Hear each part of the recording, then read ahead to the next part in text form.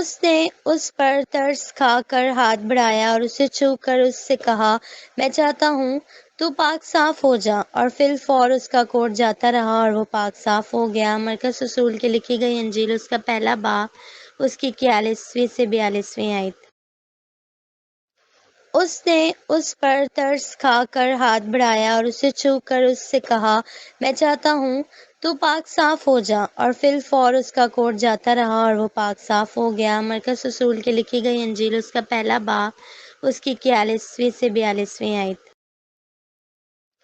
اس نے اس پر ترس کھا کر ہاتھ بڑھایا اور اسے چھو کر اس سے کہا، میں چاہتا ہوں تو پاک صاف ہو جا، اور فی الفور اس کا کوٹ جاتا رہا اور وہ پاک صاف ہو گیا۔ مرکز رسول کی لکھی گئی انجیل، اس کا پہلا باب، اس کی 41ویں سے 42ویں آیت۔ اس نے اس پر ترس کھا کر ہاتھ بڑھایا اور اسے چھو کر اس سے کہا، میں چاہتا ہوں تو پاک صاف ہو جا، اور فی الفور اس کا کوٹ جاتا رہا اور وہ پاک صاف ہو گیا۔ مرکز رسول کی لکھی گئی انجیل، اس کا پہلا باب، اس کی 41ویں سے 42ویں آیت۔